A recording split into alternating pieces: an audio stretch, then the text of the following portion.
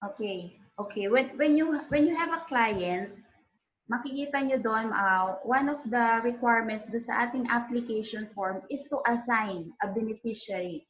Okay? Hindi kasi, ang hirap kasi pag walang beneficiary, kanino mo ibibigay yung proceeds ng life insurance pag hindi ka nag-assign doon. Ang ini-assign lang po doon, again, immediate family. Okay? Immediate family or somebody na may insurable interest with the policy life insured.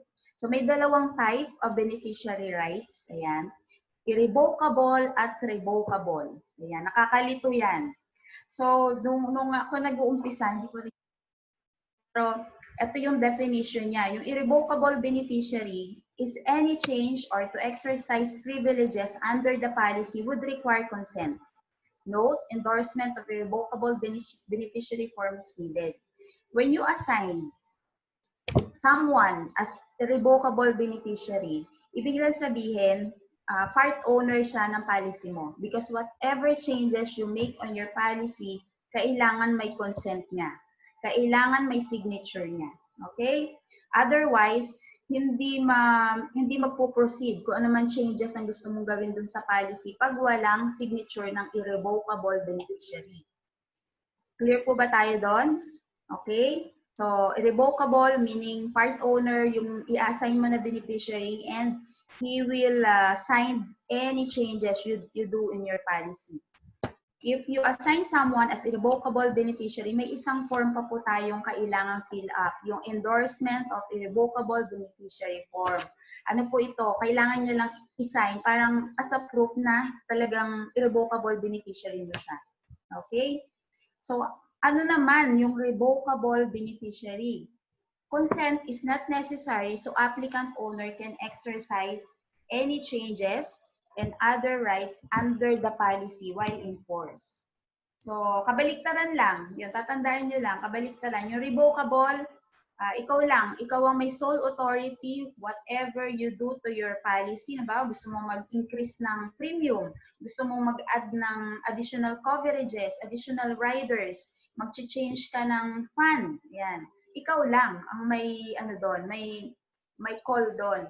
Kasi revocable, yung mga inassign mong beneficiary, wala silang pakialam doon sa gagawin mong changes dahil they are just revocable beneficiary. Pwede mong i-change.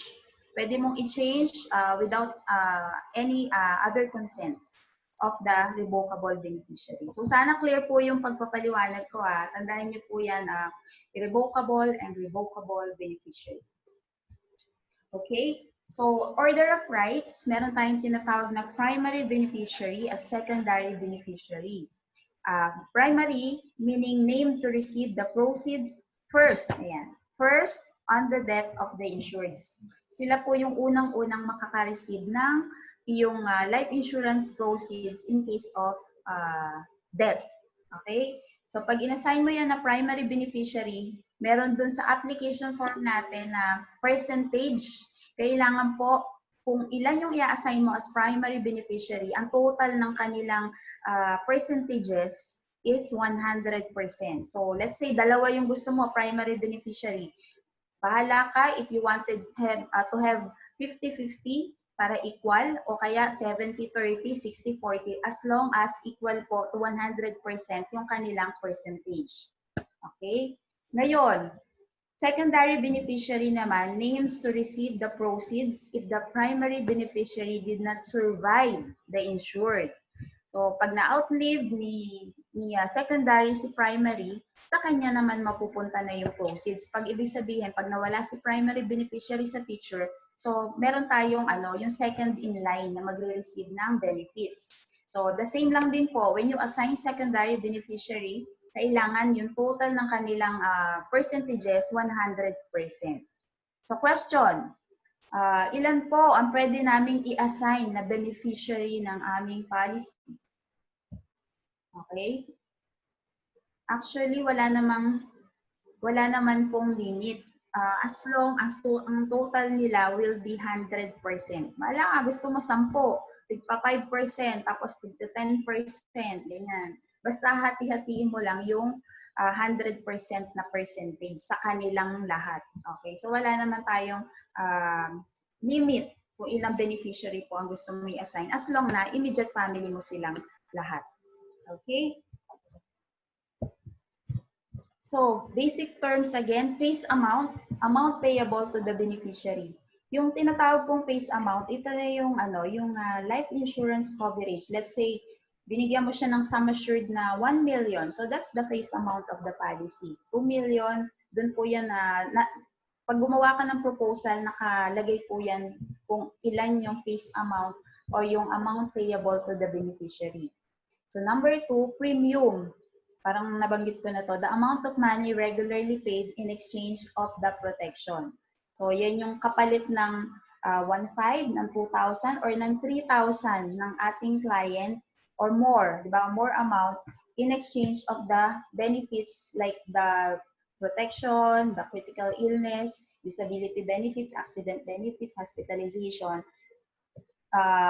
premium po ang tawag doon. Plus, yung policy, ayan na po yung the written contract of insurance between the insured and the company. In our case, it's True Life UK. And to be effective, must be legal age and sound mind. Yun po kailangan nasa legal age siya. Hindi pa pwedeng kumuha ang isang minor ng kanyang sariling policy. Otherwise, kailangan niya mag-assign ng either parents niya o kaya guardian o kaya uncle or auntie, okay, in behalf of him. Okay? So, punta naman tayo sa types of plans. Ano ba yung different types of plans na pwede nating applyan or kuhanin? Okay? Meron tayong tinatawag po na term insurance. Yung mga term insurance po, these are traditional insurance. Di po ba kaya tayo mag-a-apply ng license sa Insurance Commission? Dalawa yung gagamitin tsaka ng variable. Pag meron kang traditional plans, pwede kang mag-offer sa ating mga clients ng term insurance. Term insurance is a contract that pays the amount that pays amount only in the event of death within a stated number of years. Okay? Wala pong savings yan. Kasi usually ang term insurance renewable. Ito po yung mga advantages ng term plan. Affordability, yes. Check, because napaka-affordable naman po talaga ng ating mga term insurance. Sa True Life, nag-offer tayo ng mga personal accident as low as, depende sa occupation pero as low as 500, magkano yun sir? 510 pesos in a year. So 1 year na yon for one client. So napaka-affordable compared dun sa ibang plans natin. And then, may option po for renewal ang ating term plan. So, ibig sabihin, as long as you wanted to have protection or to get that coverage, i-renew mo lang yan every year. Year on year, pag wala nangyari, wala. So, renew mo lang. So, insured ka uli, pag wala nangyari, wala ka rin naman makukuha because yun yung features nitong plan na to. And syempre, conversion, may option tayo to convert into a whole life o yung pwede rin natin i-convert into a VUL plan later on. Yan po yung features natin or advantages of having a term plan. What are some of the important features also? Ito sinabi ko na yung renewability, no? Renewability, option to extend their contracts for a specific period without undergoing medical exam. Yan, example, meron tayong product dito na traditional product.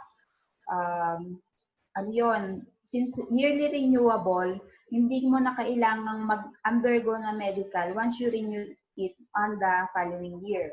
So, ganun po siya. And then, convertibility, option to change to whole life, yun nga po yung sinabi ko kanina, or endowment, before the contract expires without undergoing also a medical exam. Okay, so kung ang client nyo is wala naman talagang, hindi nga afford yung kumuha ng malalaking plans natin, malalaking premiums, pwede natin i-offer yung mga term insurance natin na meron tayo sa Pru. Actually, madami tayong term insurance sa Pru. Pero kailangan lang aralin nyo kung ano yung what's suited for your client. And syempre, i-discuss natin yan next week. Okay, yung ating mga traditional products. So what else? Other types of plan is what we call the whole life. Okay, ano sabi natin kanina sa term insurance? Walang savings. Walang savings. No savings. How about whole life? it pays the face amount when death occurs during the entire lifespan up to age 100 of the insured. So, pwede tayong maglagay ng protection at the same time, may savings component na po ang whole life. Okay? And then the other types of plan, ito yung endowment, baka ma-encounter nyo, matanong kayo ng clients nyo, so at least may idea po kayo. It is it's written for a definite number of years and guarantees to pay the face amount of the insured if he lives, or to the beneficiary if the insured dies before reaching the maturity date. Ang focus nito is actually protection din to, protection and savings. So meron siyang protection, meron din siyang savings component. So the example will be retirement for special purposes. So ibig sabihin, yung endowment para siyang babayad ka or magsisave ka ng 10 years, then i-park mo doon another 10 years. So in the 20th year, pwede mo na makuha yung benefits, parang ganon, in cash form, ganyan. Or if someone dies, if the life insurer dies before reaching the makuha na nun yung beneficiary. Okay po. But sa ProLife po, hindi na tayo nag-o-offer ng endowment. Ayan. Kaya pag yung client nyo naghanap ng endowment plans, hindi na po natin ino-offer yan sa Pro.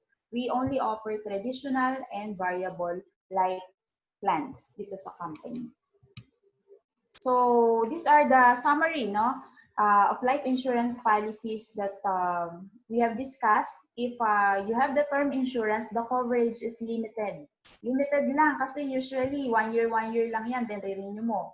The benefit actually is protection and cash value, there's no cash value. Whole life and endowment, coverage na is lifetime.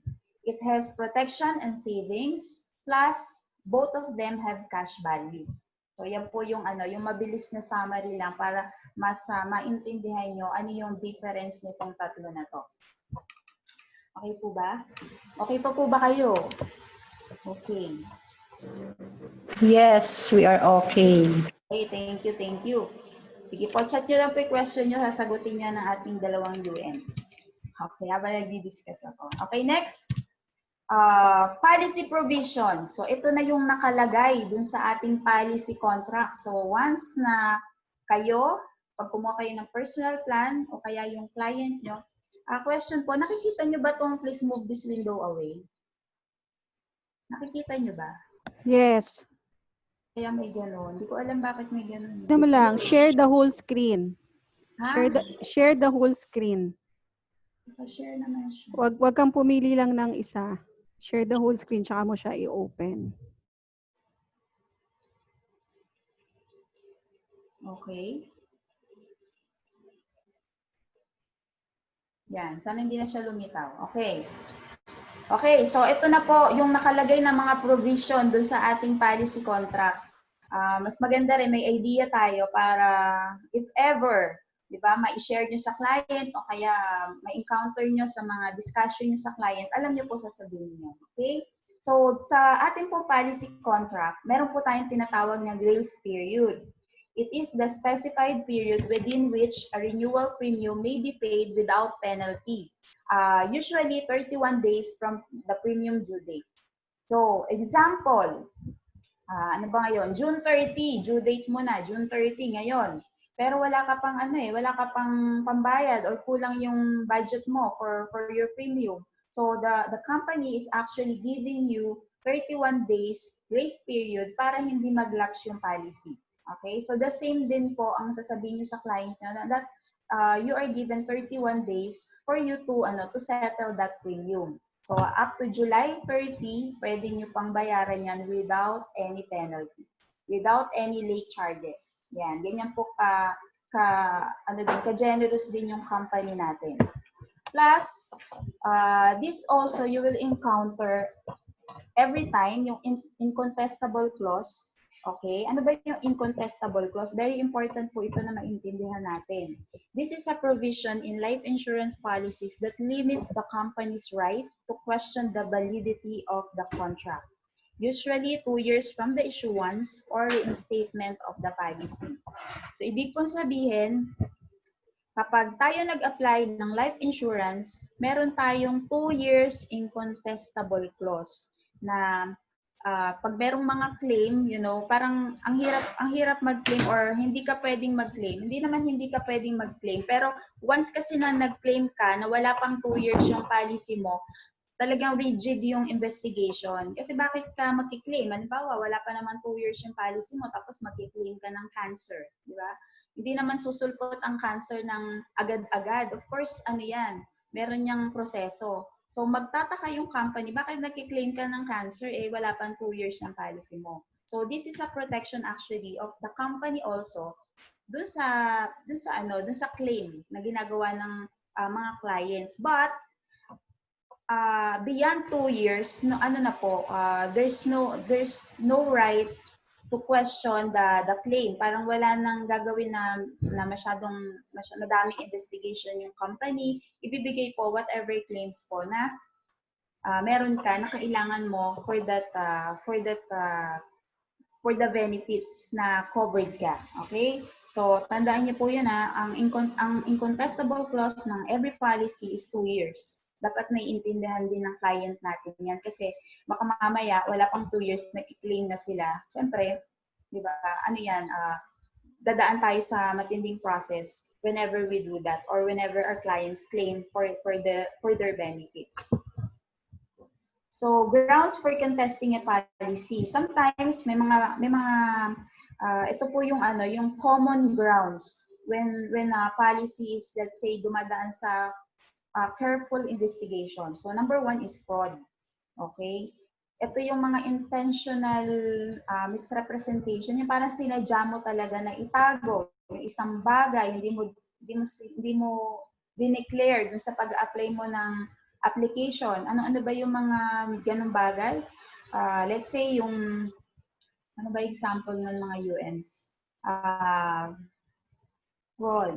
Halimbawa parang concealment din halos magkakapareho sila. Yung concealment is pag tinago mo yung sakit mo, hindi mo dilagay na meron ka palang pre-medical condition, di ba? Parang niloloko mo nga naman yung company. Bakit mo kailangan itago? And then later on kiklaim mo. So ito yung mga possible grounds na baka hindi ka makaklaim dahil meron kang mga misrepresentation. And any material misrepresentation any declaration that would change underwriting policy. For example, yung age, baka hindi niya sinabi na right age siya. Halimbawa, meron tayo kasing mga product na up to 18 to 60 years old. Tapos 61 na pala siya, sinabi niya 60 lang siya para makakuha siya or makapag-apply siya, ma-issue siya ng ganung product. O kaya wala pa pala siyang 18, sinabi niya 18 na siya.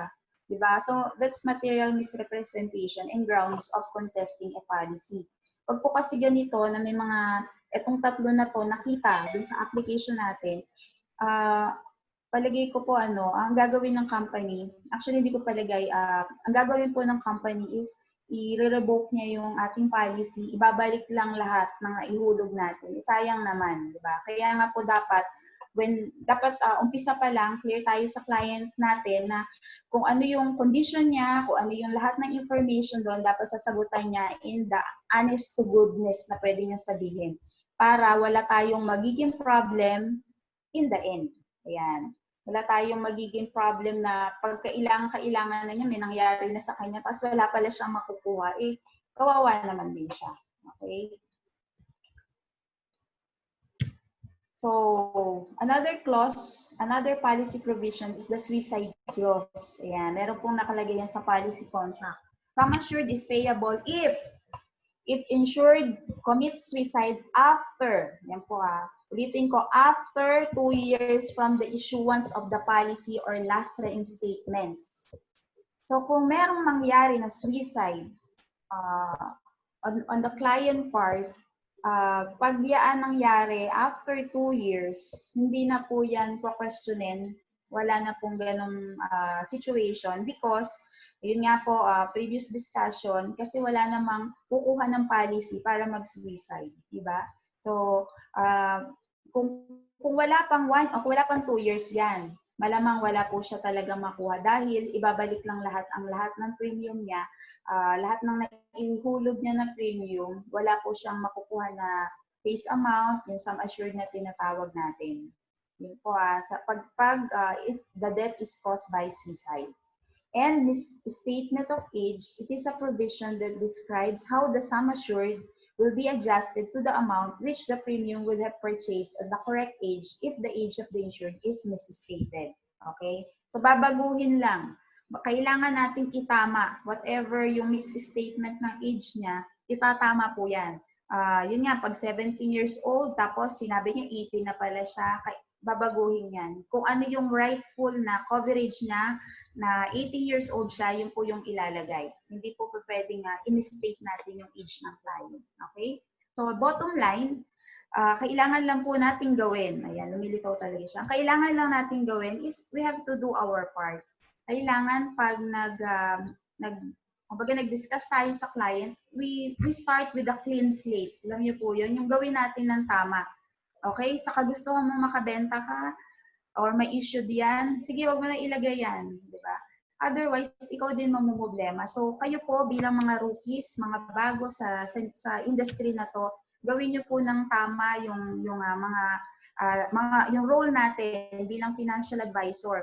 Ibigay niyo yung tamang advice sa ating mga clients and you will go a long way. Yun po deal. Yan. So what else? We have what we call the reinstatement. This is the process by which an insurer puts back into force a policy that has lapsed for non-payment of premiums. Yan. May mga hindi naman talaga maiiwasan na pangyayari na yung client mo nawala ng work, so hindi niya na ituloy yung policy. Pero good news po, pwede niyang i-reinstate. Within 3 years, kailan siya nag-lapse? Halimbawa, nag-lapse siya last year, June 30, 2019. So meron siyang 3 years pa to reinstate, para hindi mawala yung lahat ng premium na naihulog niya kasi sayang din yun. At syempre, yung kanyang insurance. So, ang gagawin lang is to fill up an application for reinstatement. May form yan.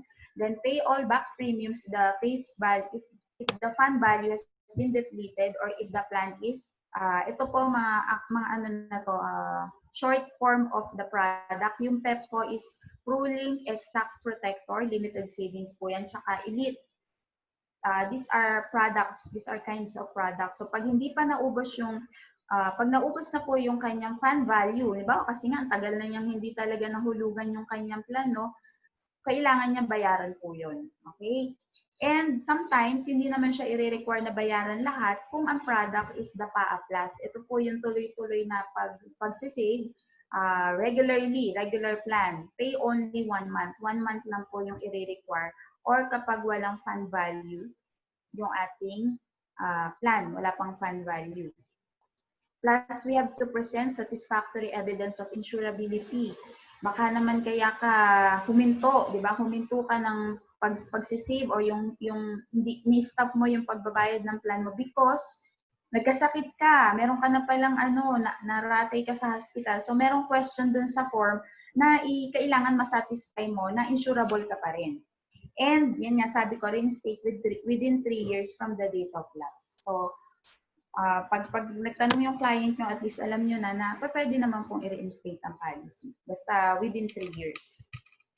Okay, so punta na tayo sa assignment. Ayan. Pwede bang i-assign ang ating plans? Okay.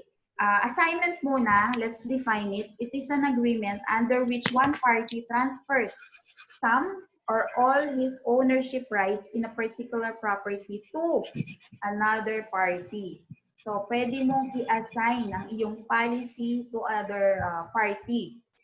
We have 2 types, the absolute assignment and the collateral assignment.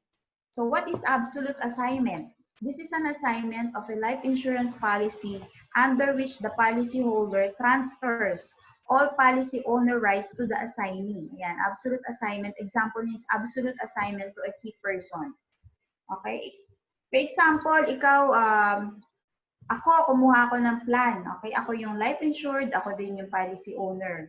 Pero gusto kong i-reassign sa asawa ko. Pwede po yung ganon, absolute assignment. Yan, ipirma ka lang ng form, and then marireassign na po yan. So, yung policy owner nung plan. Siya na yung magiging owner nung plan, siya na yung may sole authority dun sa policy. Okay? Ano naman yung collateral? a temporary assignment of the monetary value of a life insurance as a security for a loan. Ito na po yung tinatawag nating mortgage. Ang example po nito is mortgage redemption insurance. Kung kayo po ay kung familiar kayo dun sa, ba, kumuha kayo ng bahay or nasa real estate industry kayo, yung mortgage redemption insurance or MRI, pwede po nating gawing collateral yung ating policy, yung personal policy natin sa PRU. Yun po yung gagamitin natin as MRI for our, kung magkano yung halimbawa yung bahay, ganyan. Kasi kailangan match yung life insurance coverage mo at saka yung amount nung, ano ba tawag doon, contract price ng bahay na kinuha mo. So, ganun po. Pwede nating igawing collateral assignment or gamitin natin as collateral yung ating life insurance policy. Okay? Ay, tapos na ako dito sa segment ko. Okay. So, may question po ba bago tayo lumundag sa isa pang topic ko? Yan. Question po. So for Cathy, wala, nasagot naman sa chat. Yan. Thank you so much. Okay, so parang aga ko matatapos. Ang konti lang ng slides ko, okay? Okay, sige po. Proceed na ako. May dadagdag ba kayo dun, sir? Sir, paki-explain nga pa nga po yung incontestable clause. Parang may kulang ako dun. Sir Jo? Wala, Sir Jo, hindi ako naririnig. Okay, babalikan natin. Okay, yung incontestable clause. Okay. Sige, share ko muna yung isa pang topic ko, which is variable life insurance.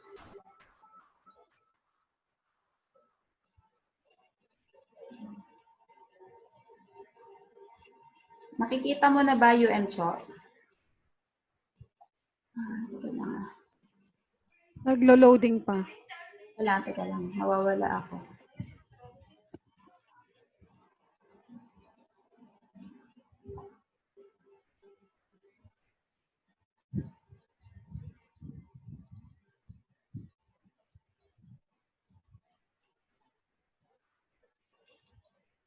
Okay na, nakikita na po. Yes po. Okay.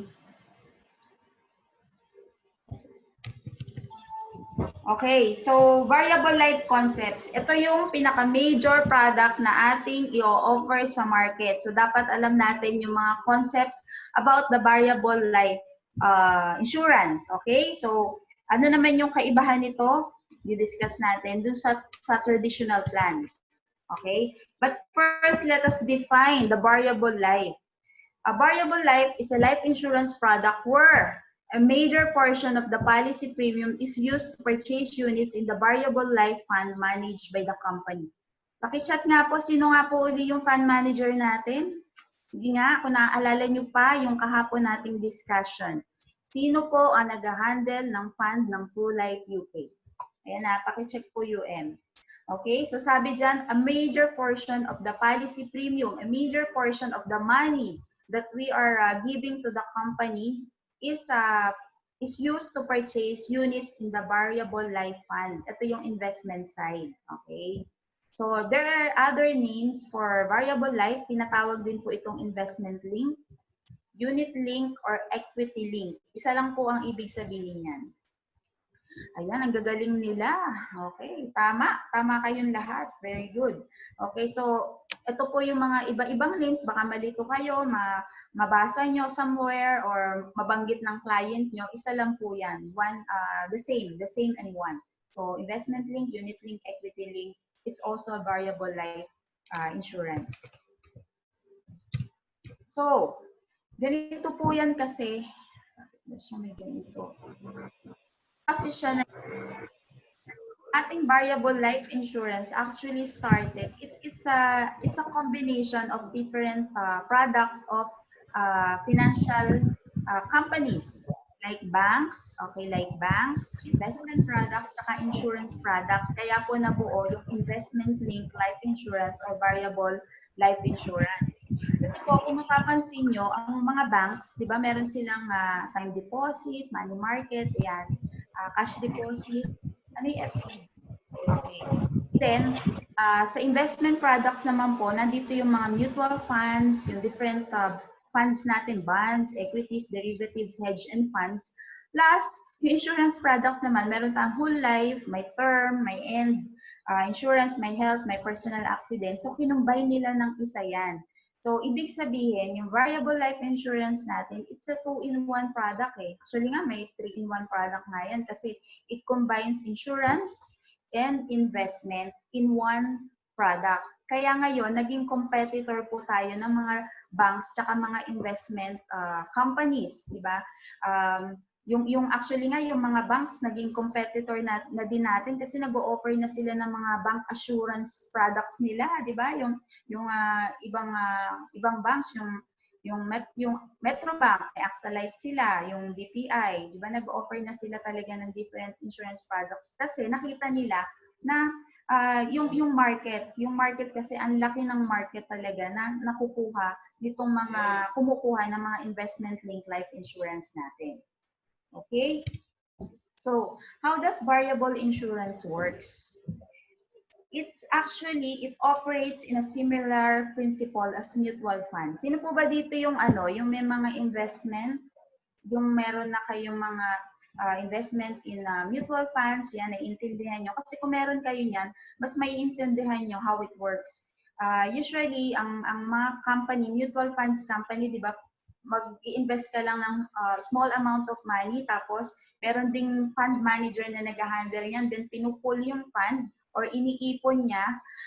Kahit maliliit yan, pero ang dami kasing investors. Ngayon, pag malaki na yung fund, ilalagay niya yan sa isang investment instrument na ang goal is mapalaki din yung pera. So that's the same then. That's how we operate para ding mutual funds. Okay?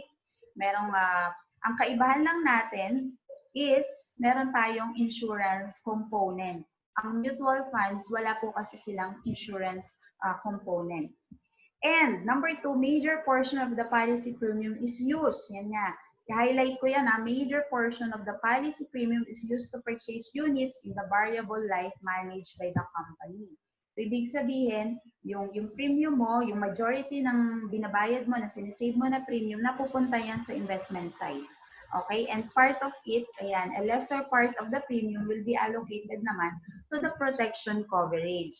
Okay? Sa mga products natin, i-discuss natin. Actually, bukas, start na tayo ng discussion ng product, no? Makikita nyo yung fund allocation, yung premium allocation. Pag ito bang product na to, kailan ba nai-invest ang aking money out of yung premium na sinisave ko, kailan ba siya napupunta sa investment? There are different products, iba-iba po ang kanyang pag-tackle dun sa portion niya in investing your money. So, it will depend pa rin, di ba, sa goal ng client mo if he wanted to prioritize protection or he wanted to prioritize savings. So, it will depend on the client and you as financial advisor will recommend that particular product na suited for that need. Okay? So, how can we compare naman the traditional life versus the variable life? Okay, dapat alam din natin to.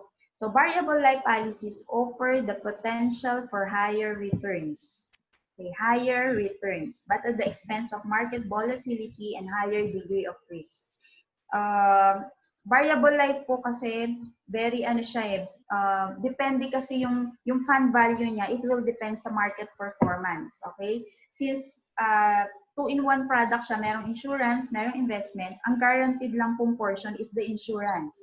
Yung pong kanyang investment portion, hindi po yan guaranteed. It will depend po sa market condition. Kaya po sabi dyan, volatility. Although, compared to other investment, malaki po talaga ang return.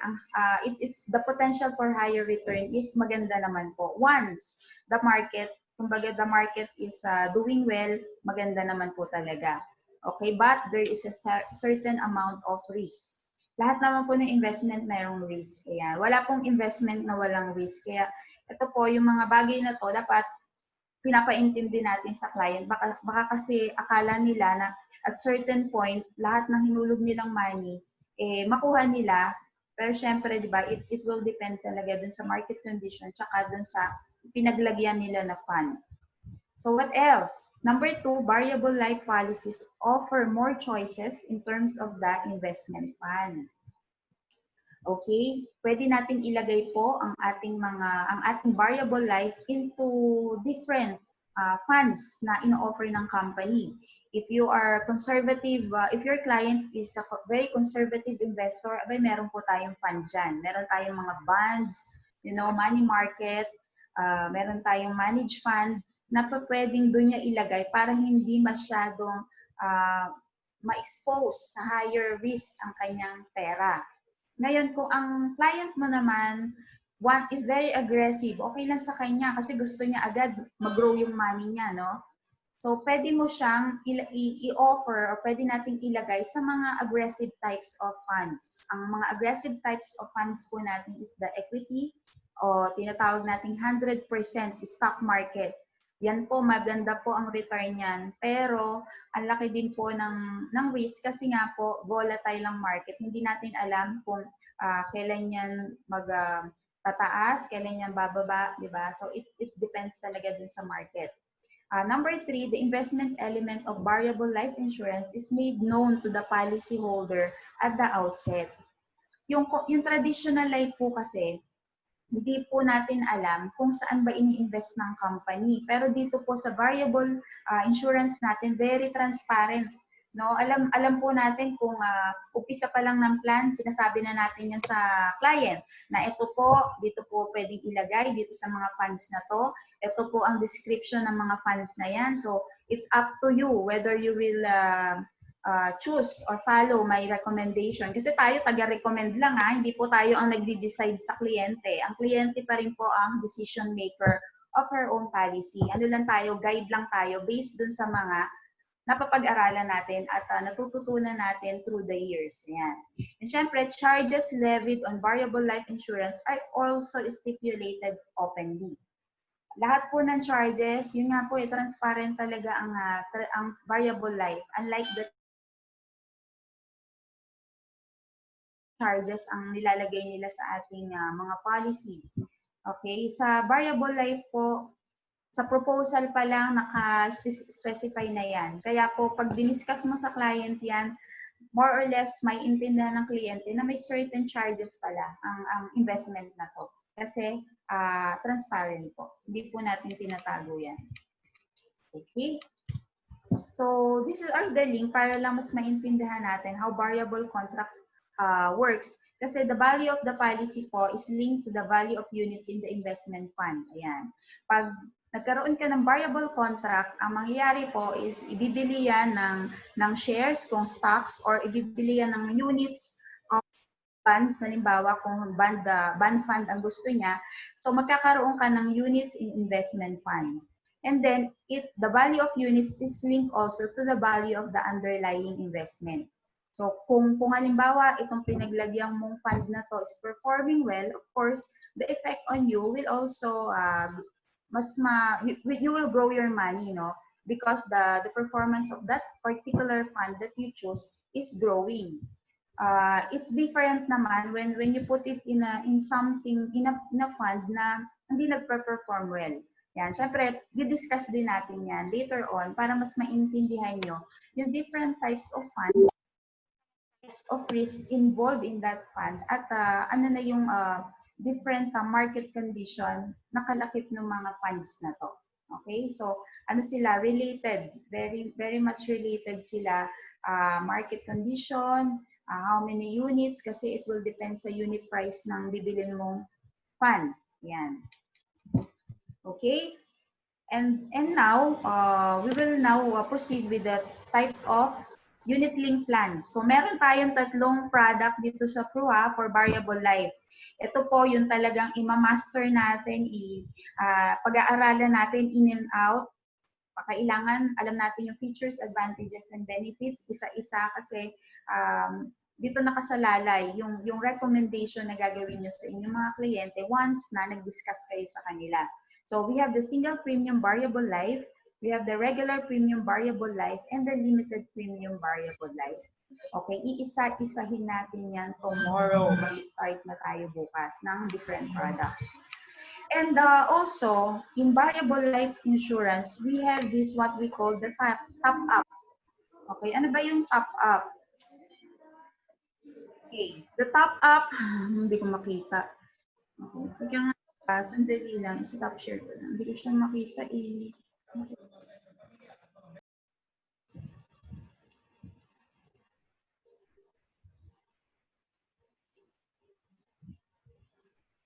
Okay. So what is top up? The policy contract defines top up as an additional one-off payment that the policyholder can make subject to company's rules and regulations. So ibig sabihin, you as a policy owner or your client as policy owner have the option to add additional investment to his policy. Okay, magkano yung minimum niyan? 20,000. Okay, 20,000 po, one time, big time. Optional lang yan, okay? So what is the impact of top-up in the policy? A top-up provides an additional death benefit equivalent to 125% of the top-up amount. So, for example, 20,000 yung kanyang tinop up. Okay? One time, big time, ha? Magkano yung kanyang additional insurance doon? Kasi it will add up to the death benefit. So, sabi niya 125%. So, that's the 125% of 20,000 is 25,000. So, madadagdagan yung kanyang life insurance coverage ng additional 25,000. So, ganun po. Kada top-up mo, merong additional insurance coverage. And a top-up increases the policy's fund value. Dinadagdagan niya yung savings component ng policy natin because 97% of the top-up amount is allocated for the investment. Ayan. Meron lang po siyang 3% initial charge. So, yung 97% ng, for example, 20,000, ano na po yan agad? Mapupunta na sa ating investment. Okay? But, when can you make a top-up? Kailan ka ba dapat nagta-top up? It will depend sa product na kinuha mo or kinuha ng client. A top-up can be made or transacted depending on the plan you have purchased. So, for example, ito yung product mo. Itong mga product na to, PIA Plus, or ProMil, these are single pay. Ayan po, di ba yung may tatlo tayong product. So, these are single pay products. Kailan ka pwede mag-top up? Anytime after the policy is issued. Yan, anytime. Pag naman ang product na kinuha ng client mo is PAA Plus or ProLink Assurance Account or ProLink Assurance Account Plus or ProLink Exact Protector, yung ProLink Assurance Account Plus, PAA and PAA Plus are regular plan or regular product natin yan. Yung PEP po natin is limited savings plan.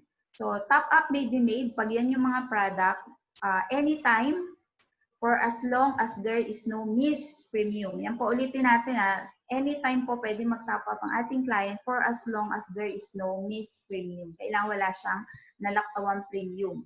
And beyond 3 years naman, kung yung plan years na, pwede na siyang mag-top up anytime.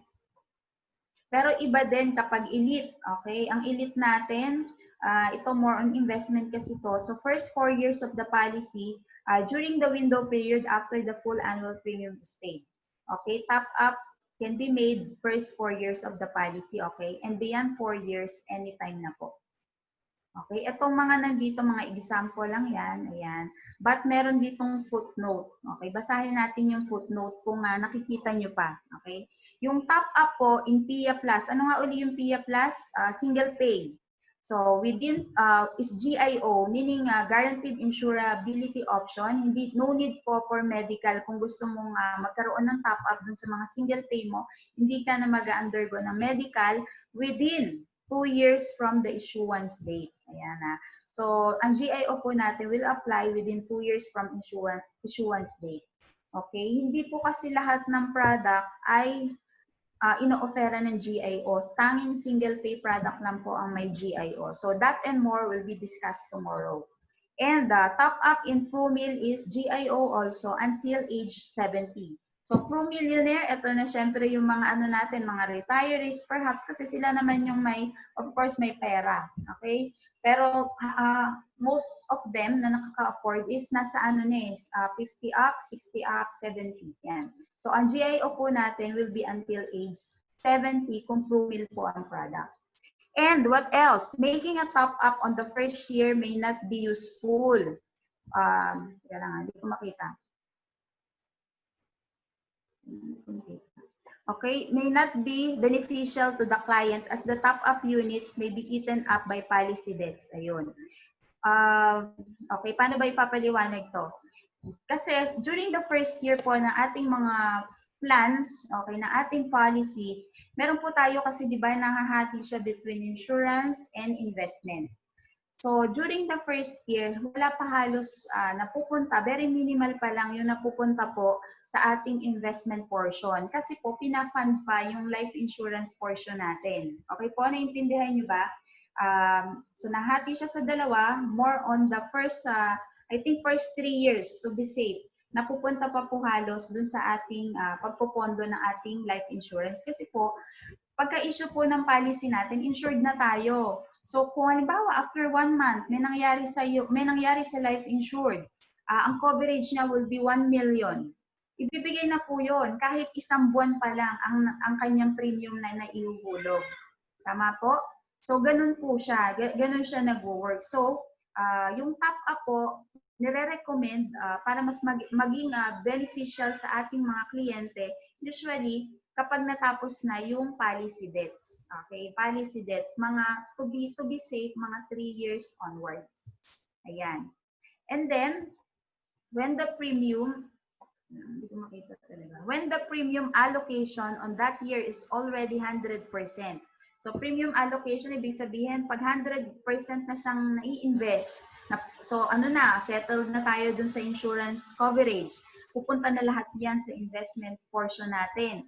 Pag nag 100% na yon, it may be better to pay the missed premium, okay, kung meron man, rather than to make a top up, which only allocates 97% of the top up amount. Okay? So, ito po, siguro hindi pa nagsisinkin sa inyo, nalilito pa kayo, but definitely ulit-ulitin natin to as we go along our discussion on the products, okay? That we will discuss tomorrow. Ayan, paulit-ulit natin yan para mas maintindihan nyo. So, in short, top up is additional savings for our plan. Ayan, kung gusto mong mas mabilis mag-grow ang ating investment or mas lumaki agad ang savings mo, then do top ups, lalo na kung kaya naman. Okay, kaya naman ng budget. Ayun, gumalaw. So, benefits of investing in investment-linked products. So, bakit ano ba yung makukuhang benefits natin? Ano ba yung makukuhang benefits ng client natin when they get an investment-linked products? Number one, yung pooling or diversification. There's a wide range of investment with a small sum of money. Di ba sa investment, I'm not sure kung nagbabasa na kayo, nakikinig na kayo ng mga, nanonood na kayo ng mga YouTube about different investments, no? And one of the advocates ng investment, si Warren Buffett, ini-encourage niya yung diversification ng ating mga investment. Kasi sabi niya, do not put all your eggs in one basket. Otherwise, hindi namin makita yung slides mo. Puro naka-green? Green lang siya. Green. Naka-green. Bakit? So, ang nakikita na lang namin, administration. May green screen kami nakikita. Ang UMCAT ang isi-share mo yung, di ba, pag clinic mo share, yung mismong buong Zoom, tapos saka mo i-open yung slides mo para mawala yung windows. Paano? Ulit. Share screen. Okay. Nakikita na ba? Nakikita na po. Yan, nakikita na. Okay. Ayan, okay na? Yan, okay po. Sige. Okay, nasa na tayo? Ito hindi niyo pa to nakita, no? So, yung diversification na sabi natin, do not put all your eggs in one basket. Kailangan naka-diversify ang investment natin. So, ibig sabihin, dito sa ProLife, pag ang client is nag-invest, meron siyang capability to diversify his investment kasi ang dami-dami nating funds na pwede niyang paglagyan. For example, mag-i-invest siya ng bawa 3,000 a month savings. Doon sa ating e-coach, pag nagawa tayo ng proposal, meron doon mga different funds. Pwede mong hati-hatiin yung fund into, halimbawa, 10% bond, 20% equity, tapos lalagay mo dun sa Global Market Navigator kasi ang dami po. Basta ang total niya, 100%. So, ibig sabihin, kung yung isang fund na doon, merong, sabihin natin, hindi ganun kaganda mag-perform, meron ka pang ibang fund na doon mo mamimit yung iyong goals talaga of your investment. Okay? So, number 2, yung flexibility. Flexible po ang ating investment dito sa investment-linked products. Product designs for investment and life insurance protection, and it allows the option of investment portfolio. So, pwede mo siyang dagdagan ang premium, pwede mong palitan ang riders, pwede kang, basta napaka-flexible kasi palitan mo yung mga fund, okay? Pag halimbawa, hindi maganda yung performance ng isang fund, so pwede, yun. So, ang investment-linked products po natin, very flexible na features ng ating product. And, syempre, expertise. It is managed by professional fund manager.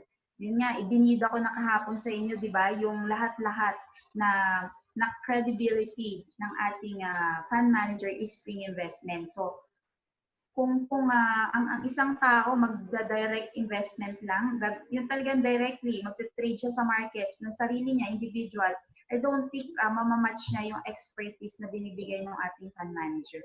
Okay? And syempre, administration, you are relieved kasi meron yung fund manager na nag-handle na hindi mo na kailangan niya i-monitor na minuminuto nakatingin ka sa screen mo para baka tumaas ang presyo, di ba, ng unit price. Ito po kasi, you will be relieved of a day-to-day administration of investments and tracking through life companies' financial statements and financial pages of newspaper. So, makikita mo naman yan, pinapublish ang performance ng ating fund through the major newspapers. Regularly naman po yan. Okay? So, these are some of the benefits of our variable life or investment-linked life insurance products compared to other form of investments. Okay, what else? However, in all investments, there are risks involved. So one of those is the investment risk. It means death and disability benefits are dependent on sum assured and or value of units. So it's suitable for those who can tolerate short-term fluctuations in fund value and not for those who want high protection and guaranteed cash and maturity values. Okay? Yung investment po natin sa life insurance, yung investment portion, hindi po guaranteed talaga. Wala pong ganon, okay? Hindi siya, kung ang client mo gusto niya, meron siyang guaranteed amount at a certain time. Diba? After 5 years, gusto ko guaranteed yung 200,000 ko. Probably hindi po para sa kanya yung ating investment-linked life insurance product kasi po, hindi po siya designed for the guaranteed cash value. Okay? Ngayon, if they wanted to have a high protection, gusto niya lang talaga magkaroon ng protection and then yung investment portion, it does not matter kasi ang priority niya is protection, then that's the time na pwede nating i-offer.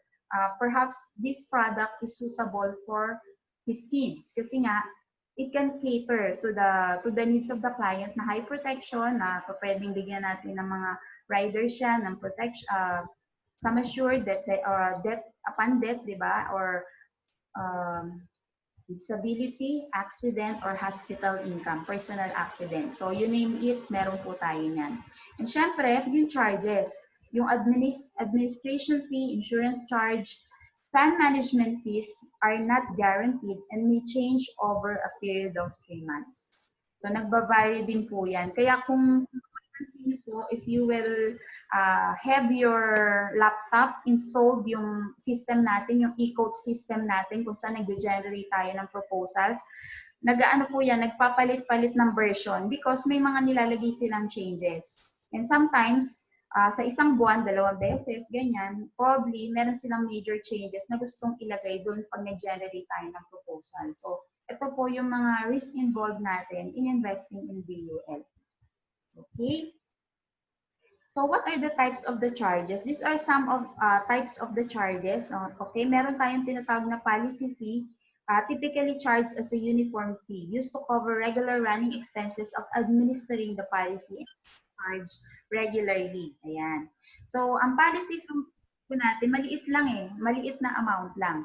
Binabawas po ito dun sa ating sa amount na meron tayo dun sa ating projected fund value kasi ang fund value po natin pag pinakita natin sa client net of taxes and charges na, okay? So ibig sabihin dun sa system natin na e-coach nagawa na nung actuarial natin na ilagay na doon na itong mga fee na to kasama na, inclusive na. And then syempre meron din tayong mga fund management fee. For investment expenses, amount charged depends on market competition, the returns expected, the profit requirements of the company. So question, yan. If po ba, tapos halimbawa ang kinuhang plan ng client ko is 10 years. Okay, tapos natapos ko na yung 10 years. Wala na po bang fee na ile-less or i-deduct dun sa kanyang fund value? The question is, as long as yung policy mo is in force, tuloy-tuloy po ang pagdideduct ng fee. Okay? Kasi po yun yung ating parang napupunta sa fund management, diba? Sa fund manager, of course, sa company. Since pro life you face business as well.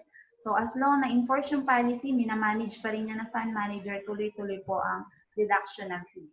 Ito po yung example natin, no, para mas madali yung explain sa client. Kasi po, pag generate nyo yung proposals natin, nakalagay po, very transparent naman eh, maliliit na amount lang. Annual insurance charge, ayan, nakita nyo po dyan, 0.66 per 1,000 of sum assured. Pero this fees po, sabi nga natin, it may vary, okay? Depending po sa market condition pa din. So, nag-iiba-iba po yan. Yung policy fee, ayan, 33.33. If within the premium paying period and 16.67 after the premium paying period, pero not to exceed 50 pesos per month. So maliliit lang, di po ba? Meron tayong annual management charge, depende to sa fund value or the fund na pinaglagyan mo ng iyong investment, 2.25%. The rate is guaranteed not to exceed 2.5%. Ayan. Plus, yung mga fund withdrawals natin on top-ups, may mga charges din yan. So, very transparent po. Ito, pwede nyo na to explain sa client nyo. Kasi po, pag variable life insurance po yung kinuha nila, wala po talagang mga hidden charges, nakalagay lahat. Ayan, yan po ang isa sa maganda sa ating life insurance, variable life insurance. So, meron din tayong tinatawag na fund switching. Ito na po, pag ang ating, ang fund na pinaglagyan natin is not performing well, pwede po natin yang i-transfer to another fund that you like. So, switching is a facility for transferring from one fund to another. There is a limited number of switches and are usually not charged, okay? And it is useful in retirement and education fees planning. Different products have different fund switches that we can cater per year. Okay? So, pwedeng mag-fund switch? Yes, of course. Pwede tayong mag-fund switch. May mga certain conditions lang tayo na dapat tandaan, pero definitely, di-discuss natin tomorrow yan, kasama ng product. So, these are example. Kapag single pay ang ating product ng client natin, ang minimum fund switch is 20,000. Kailangan may balance siya eh. After switch na 40,000. And if these are the products, no, she can avail 4 free fund switches in a year.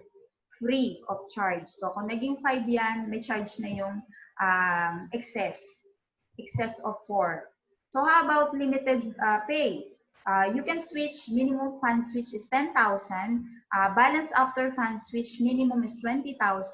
So kapag po ang product is pruning exact protector, ibig sabihin yung may tapos, nagtatapos 5 years, 7 years, 10 years, 15 years, one free switch lang po kapag PEP, okay? Pag elite naman, 4 free switches din yan. Ang regular pay natin o yung continuous savings natin is minimum of 10,000. Minimum balance after fund switch is 20,000. Isang beses lang po sa isang taon. And Promax Invest is a traditional product natin na pwedeng i-convert into BUL din. So 2,500 fund switch.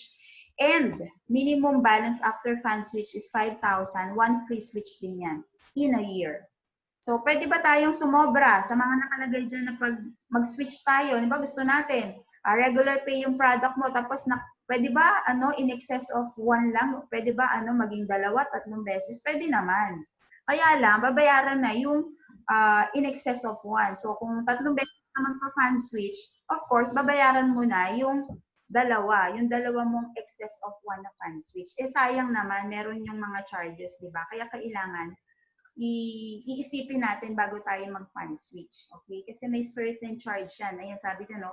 For fan switches in excess of the free, there is a charge of 1% of the switch amount except for ProMill, which has 0.5% charge of the switch amount. Okay? And I think, na ako, I'm down on my few more slides. Okay, konti na lang. So, meron din tayong tinatawag na premium redirection. Okay?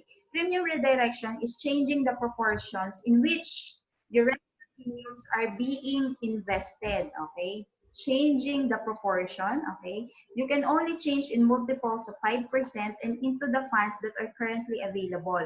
Change will take effect on your next regular premium payment. So, kailan mo ba ginagawa yung premium redirection? Actually, this is related to the fund switch. Okay, may form kang pipilapan, bakit mo kailangang i-redirect? Because perhaps yung pinaglagyan mong fund is bagsak. Like this pandemic, almost yung ating equity, yung stocks natin is bagsak. Okay, in order for you maybe to bounce back, gusto mo ilagay siya to a more stable fund. So, kaya, i-redirect mo yung premium mo. Ibig sabihin, yung hinuhulog mo every month or every quarter, ilalagay mo dun sa panibagong fund na stable na gusto mo. Okay? So, magkasama yan sometimes yung premium redirection at saka form at saka yung fund switch form. Pwede mo yung i-submit ng sabay. Okay? Sometimes naman, gusto mo lang fund switch lang, okay lang. Tapos yung premium mo, ayaw mo namang i-redirect, steady lang doon pa rin sa fund na yon, pwede naman gano'n. Okay? Pero sinasabi lang natin, may option tayo to redirect our premium kung saan mas comfortable ka mag-invest, saang fund ka, mas sa tingin mo lalago yung money mo. So, wala naman pipigil. Go, you can proceed with that. Okay? Yan. I think I'm down on my last 2 slides. Okay? So, last 3 slides pala. So, I would like to share this before we end.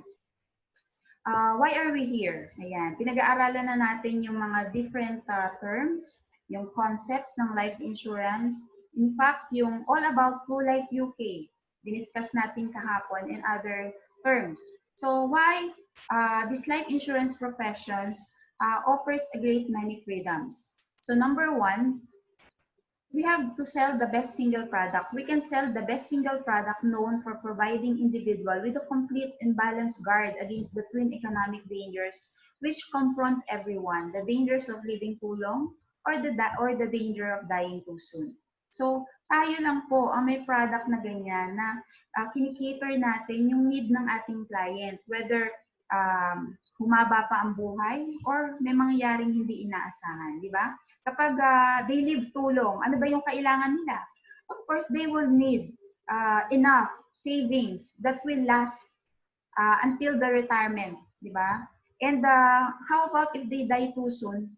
Life insurance will play a pivotal role kapag may nangyari sa kanila unexpectedly. and their loved ones will continue to live. Kailangan tuloy ang buhay, di ba?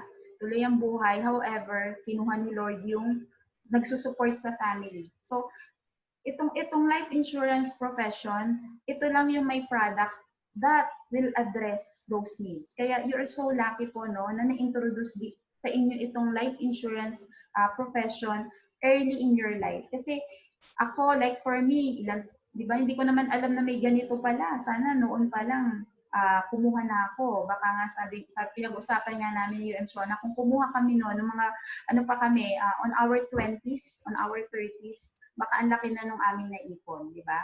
Pero kayo, you're so lucky at this point in your life na introduce na to sa inyo. So what else? To know that life insurance property sold is of considerably more value to your customer than any commission you can possibly earn. Di ba? Ano ba yung ano yung deeper purpose natin? Bakit natin ginagawa ito? Perhaps kayo, ang motivation nyo at this point in time is to earn, which is normal lang. Yun din naman din yung motivation namin when we are starting.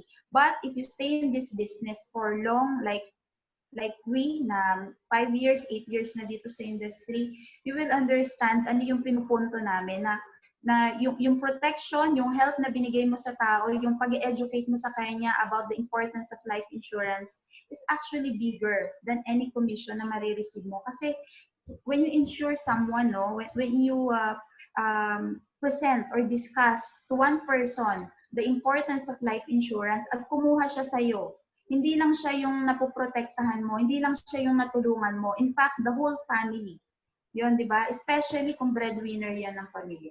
Okay, nagigets po? The third, to choose your customers, to build your own clientele. Saan ka ba makakahanap ng isang career na ikaw ang pipili ng kliyente mo? Kung hindi mo feel yung kliyente na yan o yung tao na yan, edi wag mong lapitan, wag mong ofera ng life insurance, di ba? So dito sa profession na to, ikaw ang parang ikaw ang mamimili. Meron kang choice. Whoever your client will be. Gusto mo ba mga employees lang? Gusto mo mga professionals? Or gusto mo mga taga-palengke? Kasi ang dami mga pera na mga nasa palengke, di ba? O kaya gusto mo mga high net worth clients? It's all up to you. Ikaw ang bahala. Plus, number 4, to sell as much of your product as you want with no inventory problems. Di ba? Wala ka namang inventory dito na i-maintain. Katulad ng malalaking mga mga companies na talagang kailangan pa ng auditor, di ba? Para tulungan sa mga inventories. Yan. Dito wala eh. Kailangan mo lang may monitoring sheet ka, of course, for your clients para ma-monitor mo yung lahat ng information about your clients. Yun lang. So, hindi mo puproblemahin ng inventory. Wala kang mahanap na career na katulad ng insurance profession. Okay? So, fifth, to be in a business of your own without the requirement of making a major capital outlay. If you are in business, yung bang 50,000 mo, do you think would be enough if you put up, let's say, a 7-Eleven? Or let's say, sabihin mo na lang, sari-sari store, 50,000 pesos. Papagawa mo yung store, papagawa mo yung mismong mga cabinets, di ba? I don't think 50,000 will be enough. Lalagyan mo pa yan ng mga products, di ba? Eh dito, magkano ba yung cash outlay na binigay mo? Ang capital mo lang is the exam fee, 2020, dalawang lisensya. Ngayon nga, binibigyan na tayo ng license, temporary license without having to undergo the exam. Literally, mag-exam tayo, di ba? Wala pa rin tayong ilalabas na pera. We are not required. Pero kung gusto mo nang ibigay sa manager ang pera, at least pwede nang ibayad yan and then una ka sa line para ma-register ka on the next na i-open ng IC ang examination schedule. Di ba? Pero wala ka talagang ilalabas halos. Napakaliit ng capital at walang business na katulad nito na ganito lang yung hihinging capital. And next, to set reachable, worthwhile goals in a profession where there is always a free flow of ideas to help you achieve these goals and achieve them on schedule. So dito, nakikita nyo, we are sharing our experience, kung ano man yung meron kaming knowledge in term na nandito kami sa ProLife, yan, sinishare namin sa inyo para kayo din ma-experience nyo kung ano din yun namang na-experience namin dito sa business na to, di ba? Ano lang, kailangan lang may consistency ka ng purpose mo, hindi ka hihinto, whatever challenges na ma-encounter natin, tuloy-tuloy lang. Otherwise nga, sabi ko, kung huminto kami noon, baka wala tayong Angelite team ngayon, di ba? And soon to be branch. So, kayo din, habang nag-uumpisa kayo, it's a mindset eh. Kailangan ngayon ilagay nyo na sa isip nyo na you are an entrepreneur. You have this business, and if you have this business, dapat responsibility mo yan. Okay?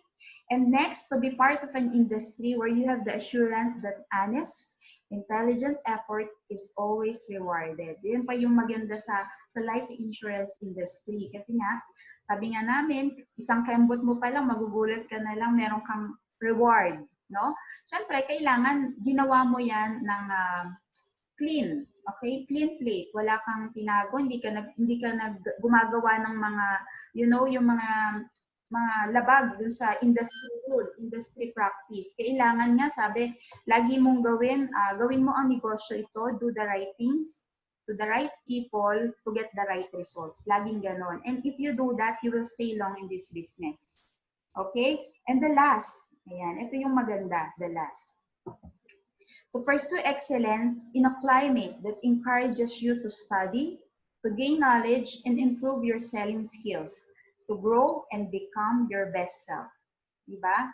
Ito yung maganda sa industry na to eh. Very generous lahat ng tao. Kahit kanino ka magtanong, if you have concern issues about certain things about crew, lapit ka lang.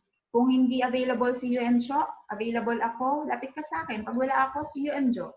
Very generous ang atmosphere dito. At ang goal talaga is to share knowledge para ma-improve ka, ma-develop ka, and on your own, kaya mo nang gawin yung business na equip ka, di ba? Kasi nga, nakagain ka ng knowledge, tuloy-tuloy yung learnings mo. Kaya nga, ang amin talagang ina-advocate sa inyo, you have to really continue training. Yan lang makakatulong, walang iba.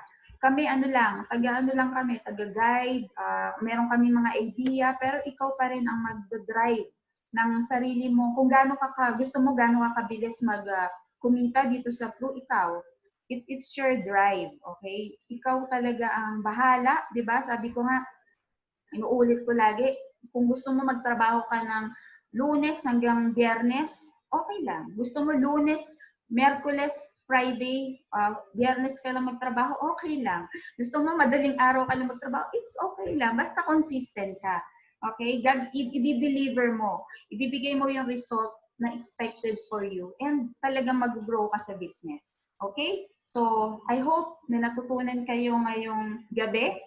Again, okay? And the last, before I end, okay, remember that people buy not because they understand what you said. People buy because they feel understood by you. Yan, according to Tony Gordon, which is one of the best MDRTs in US. So, ibig sabihin lang, yung mga nilalapitan naman nating client, sometimes di naman sila bumibili kasi nasa ProLife ka, di ba? Dahil maganda ba yung product natin? Ano ba malay nila sa product natin, di ba? Sometimes bumibili yan because naiintindihan mo sila eh. Meron kang relationship sa kanila. Yung need nila, alam mo yung tamang solution for them. So pag ganun po ang ginagawa natin sa ating mga clients, day one pa lang, and for the rest to come, you will really go a long way in this business. So again, thank you, and maaga tayo natapos ngayon, maaga tayo makakapag-rest, and syempre tomorrow, we will start with the product knowledge na para alam nyo na bawat features, advantages, and benefits ng mga products natin sa BUA.